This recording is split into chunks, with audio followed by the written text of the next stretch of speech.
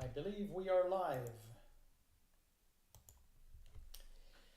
Good morning, everyone. This is Mark with the software Margill Loan Manager. Welcome to this webinar.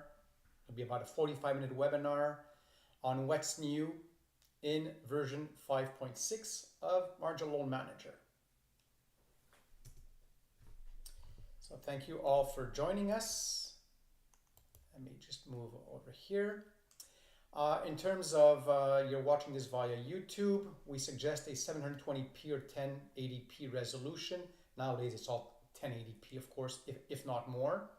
If you have any questions, feel free. We won't be answering questions during the webinar.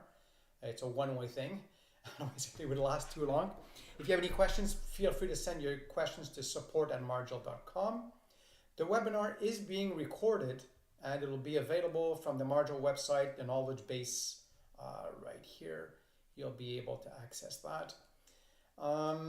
Also, the way to listen or look at this webinar is really to take notes of items that are relevant to your specific needs. You'll see we'll be covering quite a few things. So some things you'll say, I don't care about this, but I do care about this other thing, and then I'll dig deeper into that. You can dig deeper as time goes on. So it's really important not to pick up on everything, but only what's pertinent for you. And as you know, we are always available to help you out if you have any special needs or if you have questions. We're always there for you guys. A couple of housekeeping items. When you need assistance, always email support@margill.com. If you email me, Mark, or David, or somebody else, technical people, they may not be there. They may not pick up their emails. They may be on vacation, whatever. So really, best is support@margill.com. And if you don't hear from us, I say 24 hours, but it's usually within the hour, depending where you are, of course. We're Eastern Time, North America. We're very responsive. It's never 24 hours. If you don't hear from us, really within an hour, a couple of hours during business hours, just either call us or send another email, or even check your spam or whatever, because emails do get lost, but we always respond to emails. So if you don't hear from us rather quickly, just check your spam or give us a call and we'll answer your by phone. Leave a message, since we work in the office 2 days a week, the rest of the time we're home. So anyways, that's the housekeeping thing. If you have any ways to improve Margill, please let us know. I had a client, they had a very slow process for the past 3 months. They never told us. Tell us these things, and we'll of course work on improving things and adding new features. That's part of what we do. We're always improving the system. So the game plan. First of all, the help documentation tools. We'll cover very quickly the main changes in version 5.5. That's the old version. Overview of major changes in 5.6. And the latest version is 5.6. 24 is the year, 09 is the month, and 24 is the day. So that's September 24th is our last update. We'll probably be putting a new update in October sometime soon with various minor little changes. And finally, we'll have, don't forget these important features. Do consult our knowledge base. That's on our Margill website, margill.com. It includes over 100 articles on how to.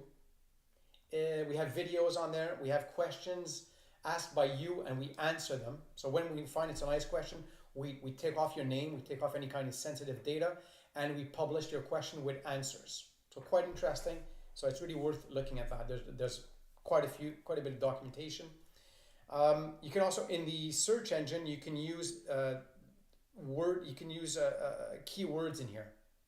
And that'll be improved also over time.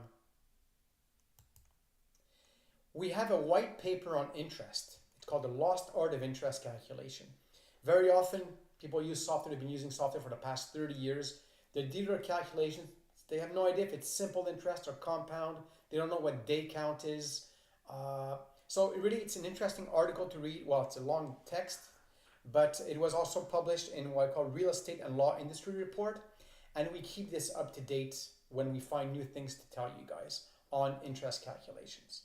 So it's again on our knowledge base. User Guide 5.6 has been available for the past, was it a year, something like that, or 12 months, whatever. It's over 1,200 pages, I think 1,300 in fact. Nobody's ever printed it, it's too big. So really, nobody reads a user guide. It's really made to consult sections here and there. You want to know how to do ACH payments, consult a specific section. Nobody reads the thing. It's just too much information. There's also a quick start user guide, which is a 30-page document. That's worth actually reading for new users. Gives you the general great lines, the big lines in Margill on how to use the thing. Release notes, again, in the download center, you've got, that's how you, margill.com/get, it's a shortcut. You can pick up the latest software version. There's a quick start user guide, and you've got release notes. So the release notes are way beyond what we're covering in this presentation. It gives you really everything that's major, minor, but not tiny changes, which we don't actually put in here. There's too much sometimes. So in version 5.5, that's a previous version, a big quick overview of what happened in that version. The variable interest rate module. With the old versions of Margill, you could have variable interest rates, but when the rates changed, the schedules were not updated. So you had to update the interest rates globally with a global change. Now in this version, when you update the interest tables, version 5.5, when the interest rate tables are updated, all loans linked to this interest table or multiple tables are updated automatically, either on the day the rate of the rate change, or every month, every quarter, every year, as you wish. So every X number of months. There's an e-signature in the document merge with Zodo sign, very practical feature. You can have column fees at the origination date only. So you want to have, for example, I'm not sure, some administration fees at the very start of the loan. You can put them in directly much faster than before. In the main window, when you see there's a tab called Unmanaged Records, it's either pink or white. If it's white, you're all set. If it's in pink mode, it means you have what we call due payments in the past, or in the past 10 days or before that. So when you see this in pink, you have to panic. Okay, don't panic, but you could. So you have to manage that before you can do any kind of reporting. Otherwise, you're going to have what we call due payments, which are unmanaged, which neither pay interest nor principal. They reduce the balance, but give you wrong data, because usually a due payment in the past is unpaid. So a due payment which is not paid should be changed to unpaid, not to due payment. That's really critical. You now have search options or filters with the right mouse click on the main window. If you right click on one of the headers, the name for example, you can use a filter and you put in contains. So if you got, you want to find something, you got a numerical company, 12345-5678 incorporated, but it's actually restaurant ABC or whatever. You could simply say contains restaurant and you'll find all your restaurants for all your loans. We now have scroll menus in the information columns in the payment schedule. So on the far right, you've got a bunch of columns. You got 9 of them. So you can actually have scroll menus in these information type columns. You might know what I'm talking about. So that's enough for 5.5. Of course, there are many more changes. What's new in version 5.6? Don't worry, I won't go through this. I'm going to have a slide on each of these. But very quickly, we optimize the system. Lots of back-end optimizations in here. The attached documents, you'll see that. Pre-authorized payments, quite a few changes in here. User management, record color, column fees, global changes, data import, etc., etc. So as you can see, quite a few changes. I'm going through quickly. Okay, this is recorded so you can consult this. And I will go in on one on the major changes. So in the main window, we significantly optimized the table, the main window display time, and it's called the instant display mode in tools and settings. The display mode is quite good. We're still optimizing it. It's just a work in progress always, but we're comfortable at this stage. But you could find some kind of exception because it's really a back office change. But if you do find some odd scenarios, let us know. We fix them as time goes on. But it's so much faster. In some cases, updating or loading 20,000 loans took 30 seconds. Now it takes 2 seconds, something like that. We also optimized loading times for the post payment tool and the electronic funds transfer. We didn't do all these calculations anymore, which were not needed. We always try to optimize. Now it's a 64-bit version, very transparent for most of you, but when you have larger databases, the 64-bit allows a lot more exports and stuff like that. Attached documents, that's a nice change, a nice addition. You can now have a document type. In the old versions, you could only say, okay, I attach a payment schedule, I attach a contract. You couldn't tell this is a contract, this is a statement, this is an invoice. Now you can have under tools, settings, attached documents, you can specify the document types for the loan or the record or for the borrower, co-borrower, guarantor. So see, for example, type to record, it's a contract, it's an invoice, French, English if you want.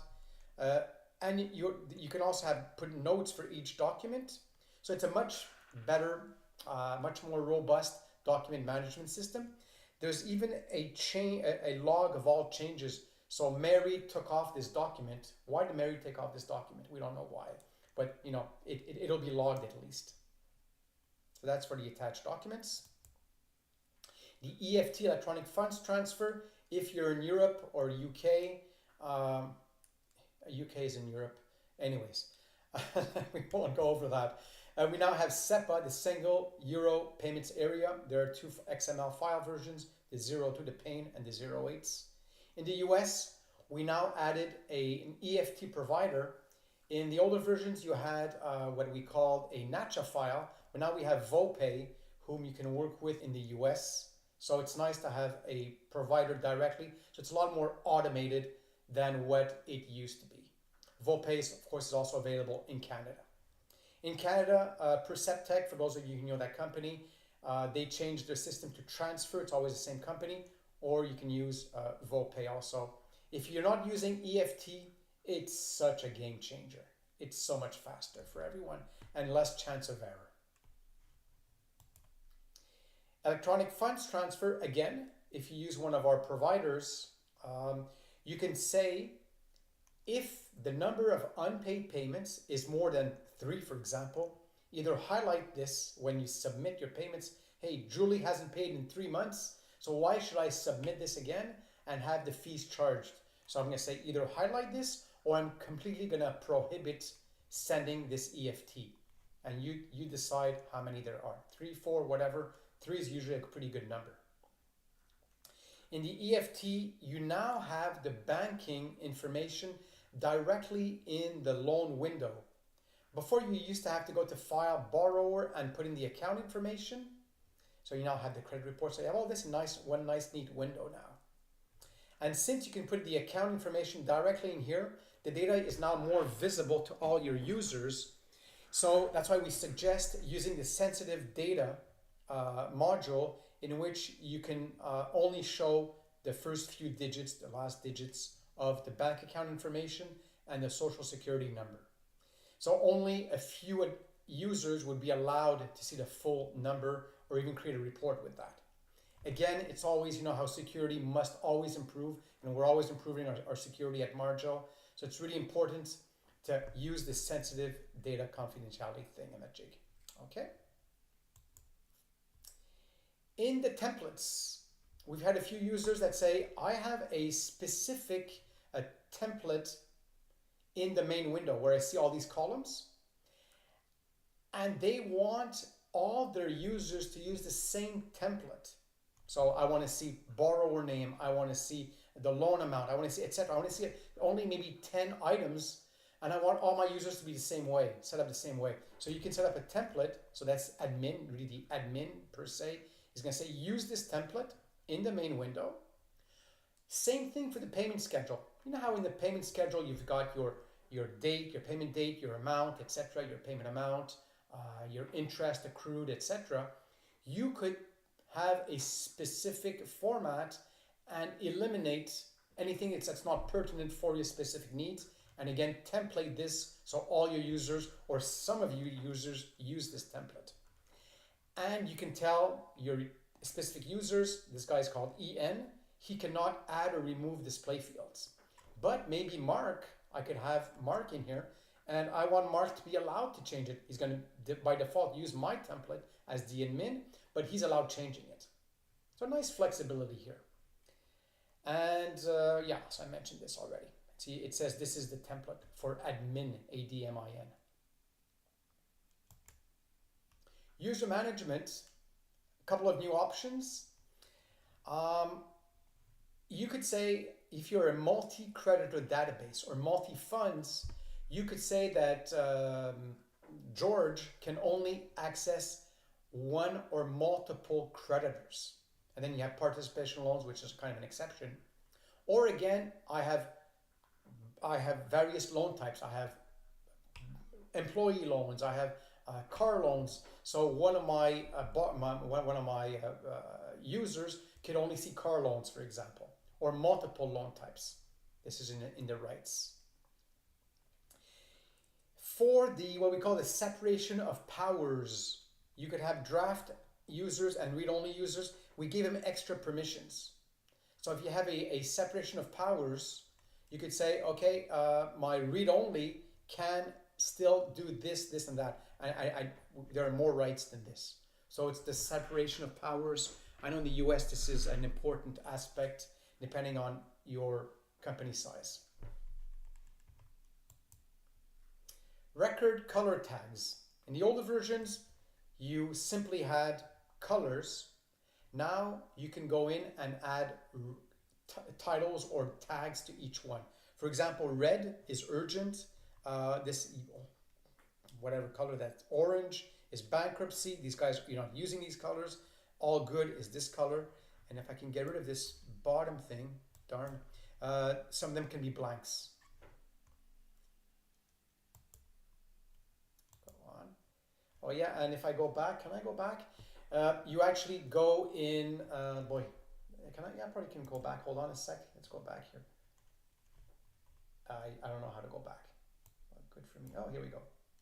Yeah, and this is, you go to Tools, Settings, Record. It's in a weird place. It's in my display filters, and here at the bottom, Record Color Titles. Next, column fees. When some people use fees and fees paid, those are what we call line status fees. You can now import them with new transactions through an Excel sheet. It was an irritant not to be able to import these fees through Excel in bulk. Now you can. When you import new loans, you can specify, a user can say, I want to default to add fees only at the at the origination date. So when you import new loans, you could tell Margill also include $200 fees, £200 fees at the origination date. So this user who imports must set as a default. If you do many imports, if you bulk import your loans and add fees, it would have to be done in 2 operations. Now it'll be done in 1 operation. So a lot quicker for you guys. And in version 5.6 coming up, you can do the automatic import with these fees at the origination date. And version 5.7 is in beta mode. It'll be probably for November or December, but with a release date later on. Column fees, when you add new lines, we've had requests. So the loan, let's say you have a loan, it ends today, but you say, okay, I want to add another extra 6 payments in here. And all of these payments must have fees. In the older versions, you say, I add my 6 lines, fine, I put a payment of 161, but I have to add my fees afterwards. Now, in 1 operation, you can add your new amount, your payment amount, as well as your fees. So it's a nice feature if you want to add stuff. Less actions that need to be done. And in version 5.7, we've added quite a big evolution when you add lines in here. The recalculation, a bunch of things. It'll be quite nice in version 5.7. In the payment schedule per se, that's my where we have all my transactions. Let's say I want to put a comment on 10 lines. I want to put the same comment. For example, I'm going to use a pandemic example. Those days are over though, but you could say client lost his job. You want to put this on 10 lines at once. In the old versions, you had to copy paste, and put it under comment. Right now, you can select your lines. You right click with the mouse as always, global changes, and I can change the comment, the expected payment, the expected principal, and it's an advanced option, the grace date, minimum payment, and my famous columns here. This is probably where it'll be most used for comments and my columns. Maybe even expected payment. You could say all these were expected payments of 0. So all done in one transaction. Again, it's to be more efficient. We always strive to be more efficient, and if you have ways of making Margill more efficient, do share it with us. We're always evolving. In the data import, in some cases, if you left the principal at 0 or an interest rate of 0, then Margill automatically recalculated my interest rate or my principal amount based on your payment amount, the interest rate, and the amortization. So you'd have to, Margill would automatically compute, if I saw 0, we compute automatically the original principal. Now there are options to say, okay, if I import, I have a 0, it'll be a 0. I want a no interest loan or a 0 principal loan where you can add your principal amounts later on with a line status called additional principal. In the automatic updates, when it's an API via an Excel sheet, when you update due payments to something else, now you can update all this with an automatic update. If you know what I'm talking about, if you like to use it, you know what I'm talking about. Otherwise, you say, what's this guy talking about? Okay, next, data import, mandatory format. Again, when you import in bulk, you can tell the system to have mandatory zip code or postal code, a phone number, or a social security number. So you can do that. It's been up there for a while in the manual import, but for the automatic data import, then we just add that mandatory formats here. You cannot, unfortunately, not in this version, but it will be coming up. When you enter data manually, you can't have a mandatory format or what we call a mask, but that will be coming up. I'm not sure when, but it'll be coming up in a version in 2025. And of course, you can, the social security number can be partially hidden. Same for the bank account. So see, we have, you can show only part of it. Again, for confidentiality reasons. Global changes of a date or a grace date. We often had situations where you want to change the date of a payment. Let's say all your payments were for a bunch of loans were September 1st. I want to put these all on September 15th. So you can take all your loans with September 1st and change them all to September 15th directly in the what we call the post payment tool. And so you have, again, as always, you highlight them, change date, either the payment date or the grace date. And if you never use the grace date, there are reasons to use this once in a while. In an accent, how nice. So when you have, when we notice, when you do some reporting with the city, for example, sometimes we see St. Louis in a bunch of different ways. Sometimes it's with a capital, sometimes it's with a space, Saint. So if you don't have many cities, what do we recommend for the borrower, creditor, and employer is to have a menu with the cities. So let's say you have 10, 15, 20, even 100. If you have 500, then I guess I would type it in. You don't want to have a menu with 500 choices. It just goes on forever. You could theoretically though. So it's a way to have consistent data. This was already possible for the state and the country. Now we added it for the city. And oops, hold on, where am I? Yeah, here. Unfortunately, I have my, I wish I could get rid of this bar. But at the bottom, don't forget, when you create a menu, you can always import through an Excel file. And we suggest to have the initial, the very top one, default to be blank, so that my default is not St. Louis when it's another city, for example. So you don't want to have this type of thing. System information box. Again, this is what we call best practices. It's in the system information box, I wish I had this a little more, you can write up to 2,000 characters. So only the admin can add information here. It would be, for example, when you started using the system. So we started using this September 22, 2023. Fine, at least you have information system. You can also have special rules, which would be in here. When you do this, always do this. So it's easy to consult information, right, in the system information box. This doesn't take away the need to create what we call an SOP, Standard Operating Procedures, which is a separate document, which has more than 2,000 characters, and you got examples and stuff like that. So anytime you do something special in the system, you explain what you're doing. How often do we see one person is using the system, the person leaves the company, and then we say, why did this person have this special line status? We don't understand what that means. So it's called an SOP. You explain when you're using special funky stuff in the system, since you can customize Margill so much. You can also have it in system information, but you should have an SOP on the side.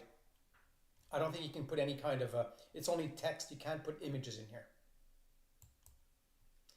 Under reports, in the accounting entries report, in the older versions, you could only have active records. Now you could say closed records. So why do we do this? The reason is, if your fiscal year end is December 31st and your loan ended in March 2024, you can close up the record now, but still include it in your year-end accounting report.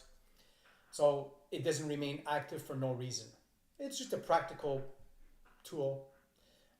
If you have an archived record, it wouldn't be included. Okay? And when we say closed, that's our closed. It's not, if you create a custom status called closed with an closed number 2, it won't be included in here. Because you can create your own custom active, bankruptcy. Active is already default, but you can create your own type of status, loan status.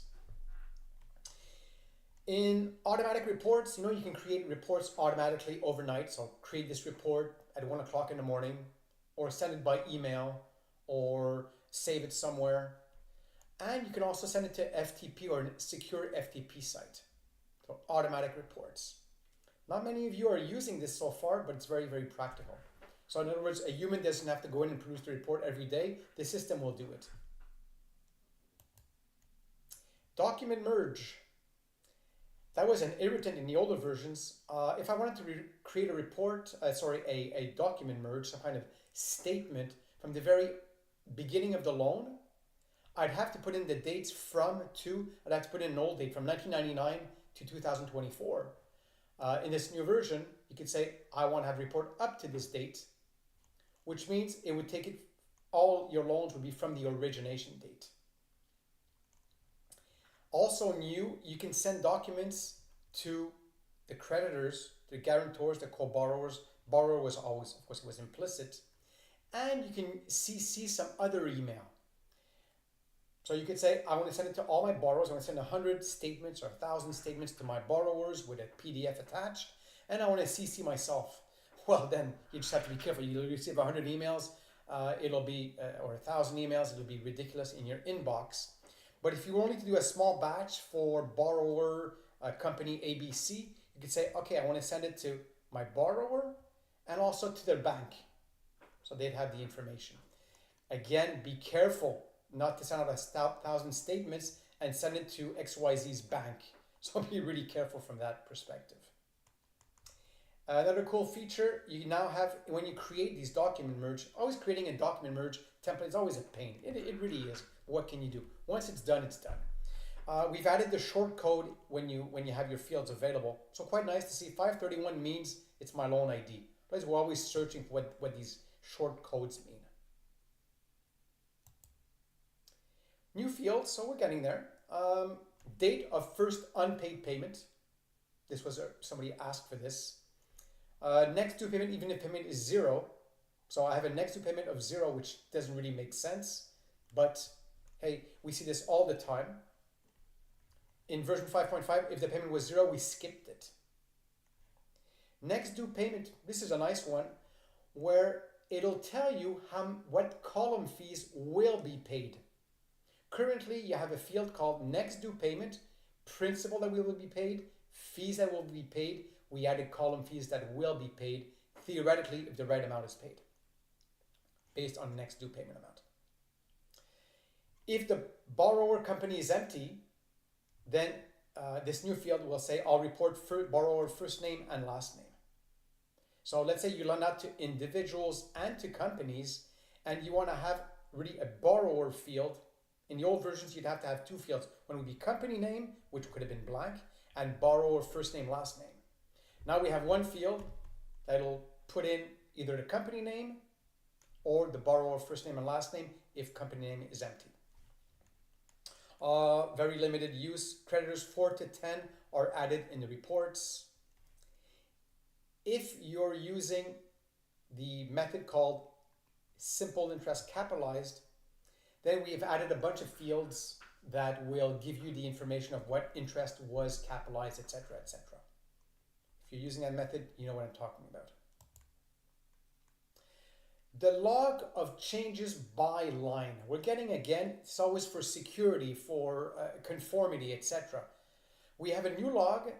Every single line now, as of version 5.6, it won't give you the history dating previous 5.6.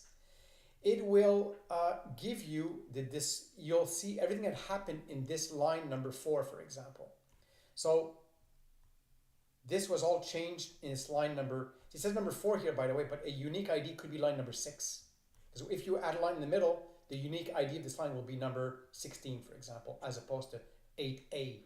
But so we give you the line unique ID. So it could be practical, and you can highlight many lines at once if you want. Again, it's just to see what happened historically in this special line. Other minor stuff. So we're getting there. Good. It's 11:30 Eastern time, so we're right on time. No worries. Other minor stuff in version 5.6. When I was on a training trip, we had one client who said, "Listen, I want to use late payments, but as an extra payment." So person has unpaid payment. They add a late payment, and they want my expected payment to be 0. When I check this box, it means this extra payment is like this late payment is an extra payment where my expected amount is 0, thus reducing the outstanding amount. All right. A little difficult to understand if you're never using what we call the outstanding, but if you're using outstanding, you know what I'm talking about. For custom fields, you no longer have the arrows go like this. Whoop. When you set up, this is only for people who, the administrators, when you set up custom fields. In the old version, you'd have numbers. Now you simply move it up and down so that we see custom fields in a prioritized order. The more important ones will be on top, the less important ones will be at the bottom. Big deal in alerts, the 2 unique record identifiers have been added in my alerts display table. I really hope most of you are using alerts. Alerts are reminders. They can be internal reminders for your users, or they can be reminders for your borrowers. Dear John, they would get an automatic email. Dear John, don't forget a payment is coming up October 26th for an amount of $375. If you cannot pay, please contact me. Or again, dear Julie, this payment bounced. Please call me ASAP so we can take an arrangement. So these alerts are really, really important. So if you're not using them, start using them. Or consult us so we can start using them together. Unique identifiers or not. In the old version, file number,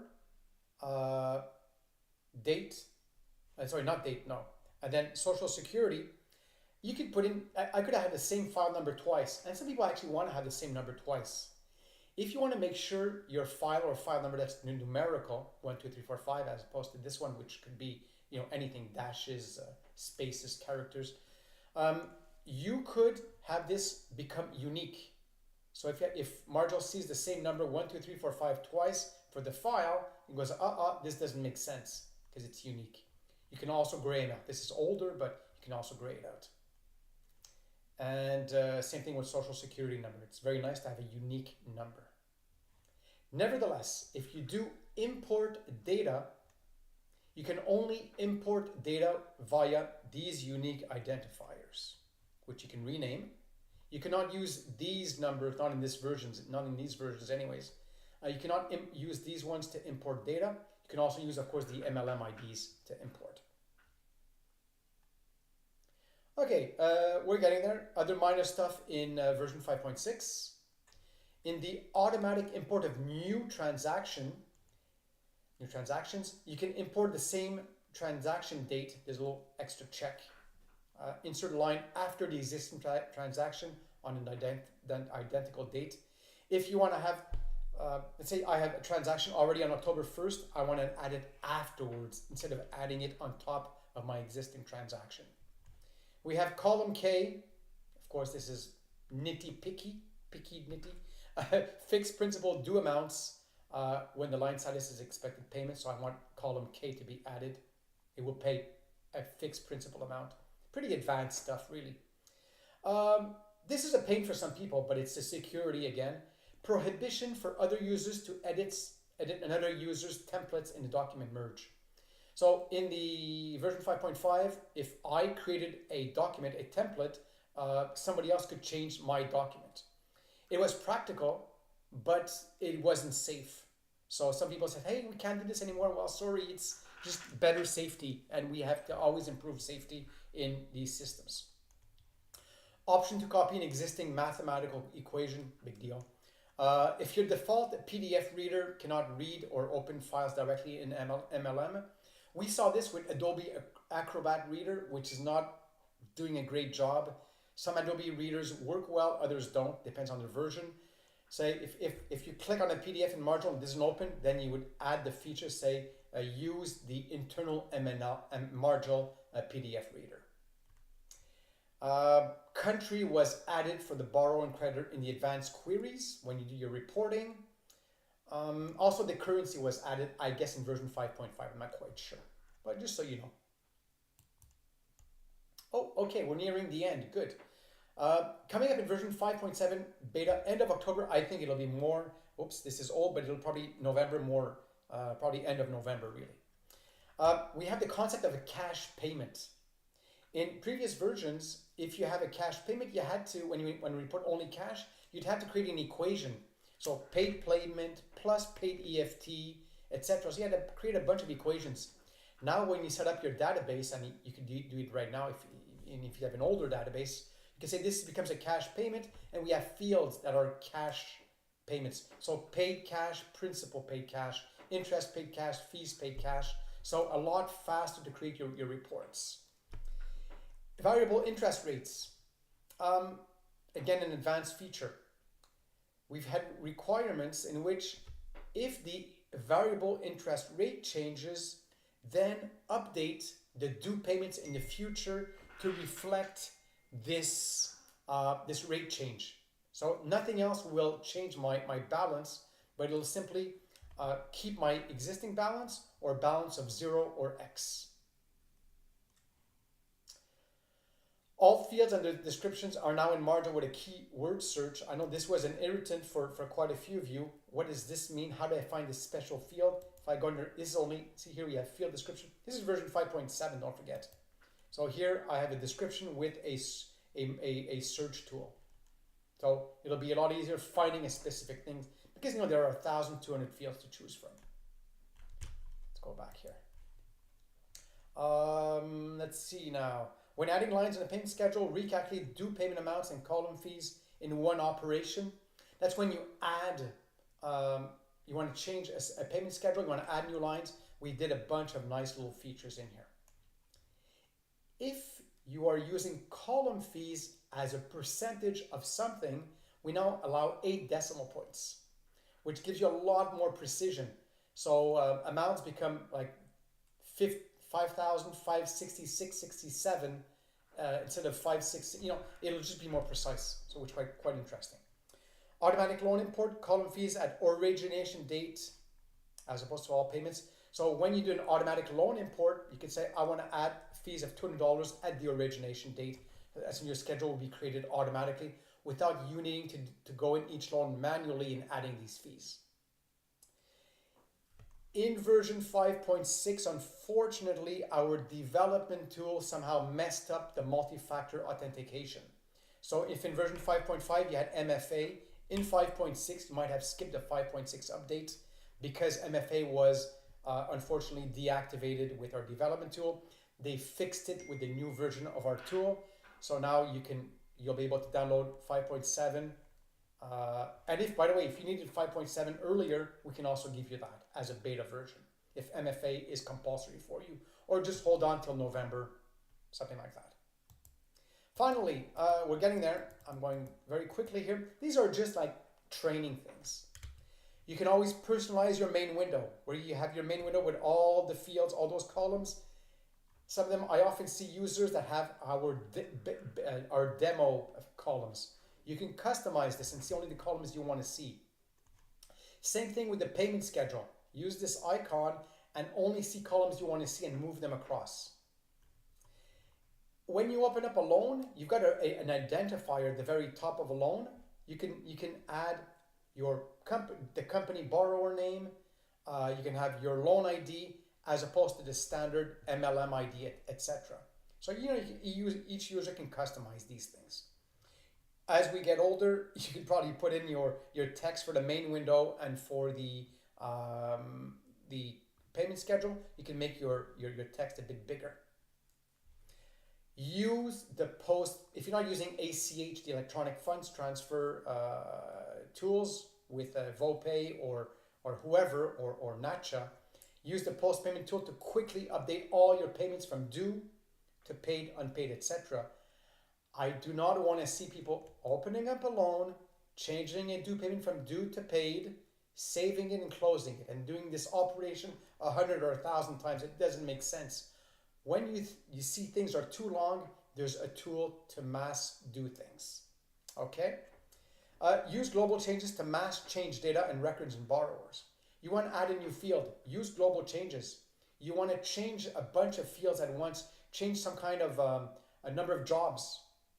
You want to change them all in bulk, do it with global changes. For reports, use queries as opposed to sorting your records in the main window, highlighting the loans you want to report on. No, create advanced queries. I want to have active records with the loan type auto loan or whatever. There are a bunch of criteria to use advanced queries. Line statuses, again, do not forget, you can have due payments, paid payment. You can customize these. Most of you know how to use this, but I have to re-emphasize how important line statuses are. Only paid payments will pay column fees, interest, and principal. A payment in the past should never be a due payment. I mentioned this before. Due payment should only be in the future or at the current date until you update.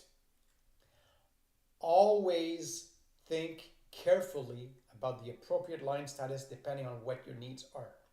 Don't be a cowboy. When you change a line status, it affects everything. So really, before you make a change, make sure you fully understand, discuss it with your team.